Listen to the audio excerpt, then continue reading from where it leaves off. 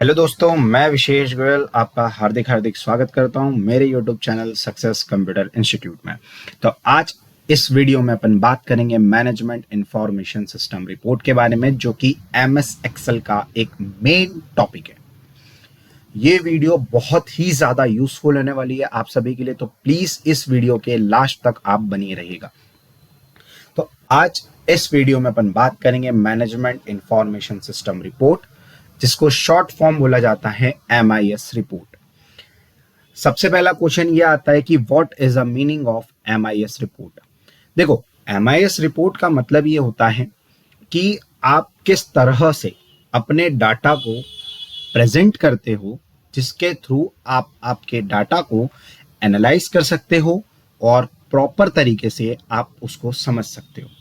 ठीक है, और ये MIS रिपोर्ट सबसे ज्यादा इंपॉर्टेंट टॉपिक होता है एक MS एक्सेल में, क्योंकि अगर आप कहीं पे जॉब करते हो या फिर आपका खुद का बिजनेस है, उसमें अगर आपको डाटा आपका एनालाइज करना है तो आप MIS रिपोर्ट के थ्रू आप आपका डाटा अच्छे तरीके से एनालाइज कर सकते हो और आप प्रेजेंट कर सकते हो। तो चलिए स्टार्ट करते हैं आज इस वीडियो को अपन। अगर आपको ये वीडियो अच्छी लगे तो प्लीज आप इसको लाइक और सब्सक्राइब करिएगा। तो चलिए स्टार्ट करते हैं। सबसे पहले अपने पास एक डाटा है year, product name, product group, quantity, price, दान, अमाउंट, जिसमें 2023 और 2022 का डाटा यहाँ पे मेरे पास अवेलेबल है, जिसमें मेरे पास प्रोडक्ट के नेम लिखे हुए हैं, दान उनके ग्रुप लिखे हुए हैं, दान यहाँ पे क्वांटिटी, प्राइस और अमाउंट मेरे पास यहाँ पे लिखी हुई है। आज अपन इस वीडियो में दो तरीके से MIS रिपोर्ट का इस्तेमाल करना सीखेंगे। पहले अपन सीखेंगे नॉर्मल MIS रिपोर्ट। तो चलिए स्टार्ट करते हैं। जैसे कि फॉर एग्जांपल यहां पे मैंने डाटा को सिलेक्ट किया। डाटा को सिलेक्ट करने के बाद यहां पे आपको इंसर्ट टैब में जाना है। इंसर्ट टैब में जाने के बाद यहां पे आपको एक टेबल को चूज करना है। यहां पे आप टेबल पे जाएंगे, दान ओके करेंगे तो यहां पे आपके पास टेबल का डिजाइन करके एक ऑप्शन आएगा।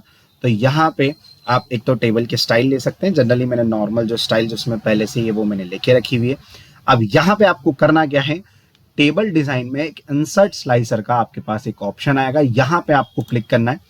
तो मैंने यहाँ पे ईयर के बेसिस पे ले लिया, एक मैंने यहाँ पे स्लाइसर ले लिया, दान ओके। तो अब इसका मतलब क्या है कि अगर मैं यहाँ पे 2022 पे क्लिक करता हूँ तो मुझे सिर्फ 2022 का डाटा मुझे मिलेगा, और अगर मैं यहाँ पे सिर्फ 2023 पे क्लिक करता हूँ तो मुझे सिर्फ 2023 का डाटा मिलेगा।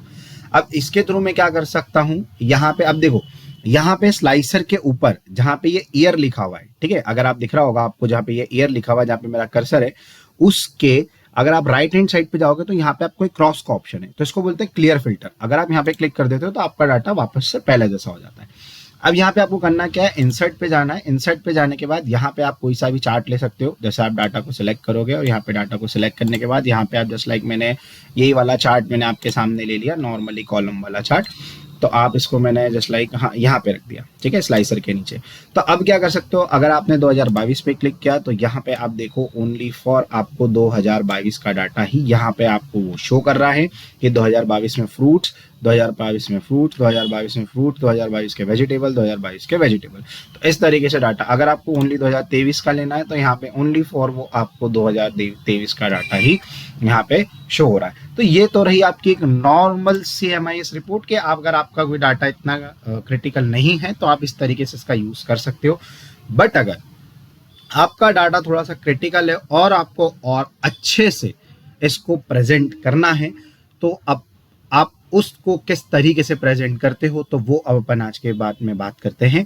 तो यहाँ पे अपन को क्या करना है, वापस मैं इसको हटा देता हूँ, नॉर्मल अपना कंट्रोल Z का यूज कर करके इसको मैं नॉर्मल डाटा में वापस से मैंने पलट दिया। अब आप ध्यान से देखिएगा, सेम अब आपको क्या करना है, डाटा को यहाँ पे सिलेक्ट करना है, देन आपको जाना है इंसर्ट टैब में। इंसर्ट टैब में जाने के बाद यहाँ पे आपको पाइवट टेबल पे क्लिक करना है। कहाँ पे क्लिक करना है, पाइवट टेबल पे।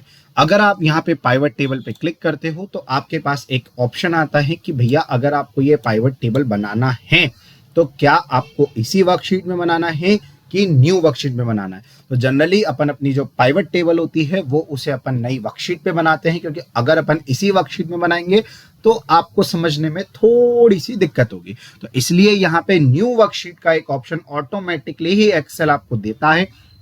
तो यहाँ पे आपको सिंपली वे में ओके करना है। ओके करने के बाद अगर आप सीधे हाथ में यहाँ पे देखेंगे तो आपकी हेडिंग्स के रिगार्डिंग यहाँ पे आपको हेडिंग्स यहाँ पे आपको शो करेगा।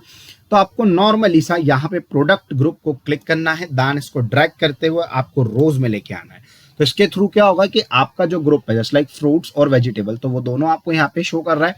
फिर सेम आपको ईयर को सिलेक्ट करना है, दान उसको भी ड्रैग करते करते आपको रो में लेके आना है। तो यहाँ पे आपको देखो वो भी आपको रो में शो कर रहा है। अब आपको यहाँ पे प्रोडक्ट नेम को सिलेक्ट करना है, दान प्रोडक्ट नेम को सिलेक्ट करके आपको वैल्यूज में लाना है, दान क्वांटिटी को सिलेक्ट करके सेम आपको वैल्यूज में लेके आना है। तो अब इस तरीके से आपका यहाँ पे ये डाटा यहाँ पे तैयार हो जाएगा कि जो आपके फ्रूट्स थे तो वो टोटल 6 है, 2022 में 3, 2023 में जो आपके प्रोडक्ट नेम है जस्ट लाइक तो वो आपको यहाँ पे शो कर रहा है। जो वेजिटेबल है 2022 में भी 2 ही ले रखे हैं, 2023 में भी 2 ही हैं, और दान उसकी यहाँ पे ये क्वांटिटी आपको शो कर रहा है। अब उसके बाद अपन क्या करेंगे, अब यहाँ पे अपन क्या करेंगे, डाटा को सिलेक्ट करेंगे, जो अपना पाइवट टेबल का डाटा है उसको सिलेक्ट करके दान इंसर्ट पे जाएंगे। इंसर्ट में अपने पास एक ऑप्शन आता है पाइवट चार्ट का, तो यहाँ पे आपको पाइवट चार्ट पे क्लिक करना है। पाइवट चार्ट पे क्लिक करने के बाद आप यहाँ पे कोई सा भी चार्ट जो भी आपको अच्छा लग रहा हो वो आप यहाँ पे ले सकते हो। तो मैं क्या करता हूँ, मैं एक अपने कॉलम बेसिस का नॉर्मल डाटा में ले लेता हूँ, जो कि कॉलम पे आपको समझने में अच्छा रहेगा। यहाँ पे मैं कॉलम को ले लेता हूँ, दान यहाँ पे मैंने ओके किया। तो यहाँ पे देखो इस चार्ट के तहत मेरे इस डाटा के तहत मेरे पास यहाँ पे एक चार्ट बन के आ गया।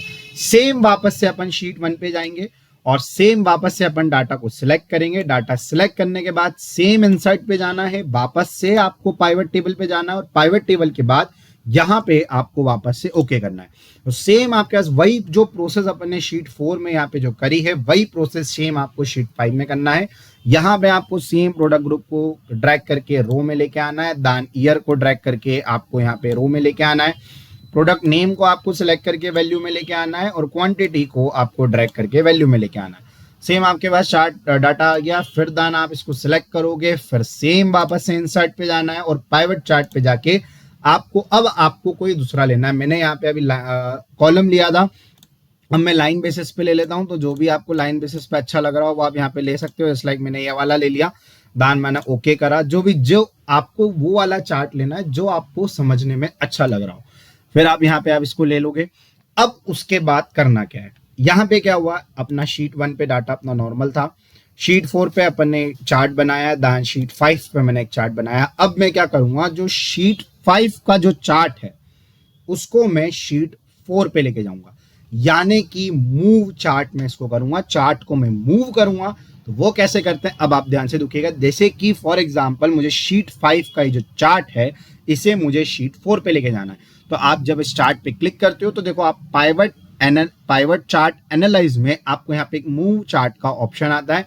तो आप मूव चार्ट पे क्लिक करोगे तो आपके सामने 2 ऑप्शन आएंगे, एक आ रहा है न्यू शीट और एक आ रहा है ऑब्जेक्ट इन। न्यू शीट का मतलब क्या आपको इसको न्यू शीट पे लेके जाना, नहीं मुझे इसको न्यू शीट पे नहीं लेके जाना है, मुझे इसको शीट 4 पे लेके जाना है। तो ऑब्जेक्ट इन पे यहाँ पे आप शीट 4 को सिलेक्ट कर लोगे, देन यहाँ से मुझे ओके करना है।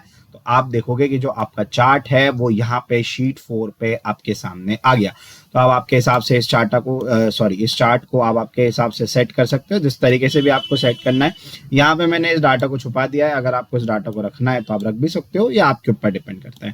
मैंने प्रेजेंट करने के हिसाब से इस तरीके से मैंने यहाँ पे देखो इसको सेट कर लिया। तो यहाँ पे मेरा हो गया शीट 4 का चार्ट, और यहाँ पे हो गया मेरे पास शीट 5 का चार्ट। अब उसके बाद क्या करेंगे, अपन कोई सा भी एक चार्ट सिलेक्ट करेंगे, दान यहीं पे पाइवट चार्ट एनालाइज में एक इंसर्ट स्लाइसर का ऑप्शन आएगा, आप इस पे क्लिक करोगे तो यहाँ पे मैंने 3 स्लाइसर ले लिए। जैसा भी आपको जिस तरीके से लेना आप उस तरीके से ले सकते हो। मैंने यहाँ पे भी 3, मेरे डाटा के हिसाब से मैंने यहाँ पे 3 स्लाइसर को ओपन किया है, दान ओके। तो आप यहाँ पे देखो आपके सामने स्लाइसर्स जो हैं वो ओपन हो गए। एक तो ये मैंने ईयर वाला लिया, दान एक मैंने लिया प्रोडक्ट नेम वाला, दान उसके बाद एक मैंने लिया है प्रोडक्ट ग्रुप वाला। ओके, अब यहाँ पे अपने को करना क्या है, अब यहाँ पे अगर मैं 2022 पे क्लिक करता हूँ तो इस चार्ट में आप देखो मुझे सिर्फ 2022 का डाटा ही वो शो कर रहा है, फ्रूट्स और वेजिटेबल का।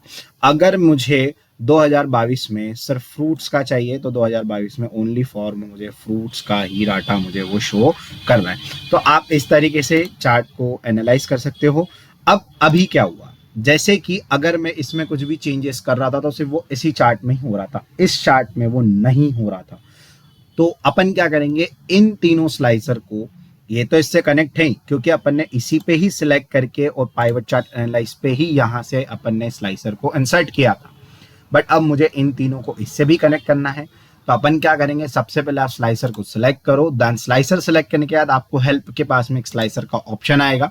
यहाँ पे आपको रिपोर्ट कनेक्शन पे जाना है और आपको यहाँ पे ऐसे सेलेक्ट करके दान ओके करना है। तो ये इससे कनेक्ट हो गया है। देन आपको एक एक स्लाइसर को जाके रिपोर्ट कनेक्शन पे जाके आपको इस तरीके से इसको कनेक्ट करना पड़ेगा। देन यहाँ पे भी जाके मैंने इसको रिपोर्ट कनेक्शन में इस तरीके से मैंने इसको यहाँ से कनेक्ट कर लिया। तो ये तीनों इससे कनेक्ट हो गए। अब जैसे मुझे 2022 का चाहिए तो देखो आप इसमें भी चेंज हुआ और इसमें भी चेंज हुआ। अगर मुझे ओनली 2023 का चाहिए तो वो चीज़ इसमें भी चेंज हुई है, वो चीज़ इसमें भी चेंज हुई है। अगर मुझे सिर्फ 2022 में मुझे ओनली फॉर वेजिटेबल का देखना है तो आप देखोगे ओनली फॉर वेजिटेबल्स का ही मुझे यहाँ पे शो कर रहा है। मुझे ओनली फॉर फ्रूट्स का देखना है तो फ्रूट्स का ही मुझे यहाँ पे शो कर रहा है। अब इसमें मुझे सिर्फ एप्पल का देखना है तो एप्पल का ही शो कर रहा है। तो आप इस तरीके से आपके डाटा को प्रॉपर तरीके से आप एनालाइज कर सकते हो, आप प्रॉपर तरीके से समझ सकते हो। तो इस वीडियो में अपन ने बात करी सबसे पहले तो एक नॉर्मल MIS रिपोर्ट की, फिर अपन ने बात करी थोड़ी सी अगर अपने पास क्रिटिकल डाटा हो तो आप उस तरीके से और इसको अच्छे तरीके से किस तरीके से प्रेजेंट कर सकते हो, तो अपन ने वो बात करी। और उसके बाद पाइवट टेबल कैसे इंसर्ट करते हैं, पाइवट टेबल इंसर्ट करने के बाद स्लाइसर आप किस तरीके से इंसर्ट करते हो, और एक शीट से चार्ट को आप दूसरी शीट पे किस तरीके से मूव करते हो, ये चीज अपन ने आज इस वीडियो में देखी है। अगर आपको ये वीडियो आपके लिए हेल्पफुल, अगर आपको लगती है कि ये वीडियो मेरे लिए बहुत ज़्यादा हेल्पफुल है, तो आप प्लीज़ इस वीडियो को लाइक करें और सब्सक्राइब करें। और इस तरह की और ऐसी चीज़ें मैं आपके सामने लाता रहूँगा। तो थैंक यू सो मच।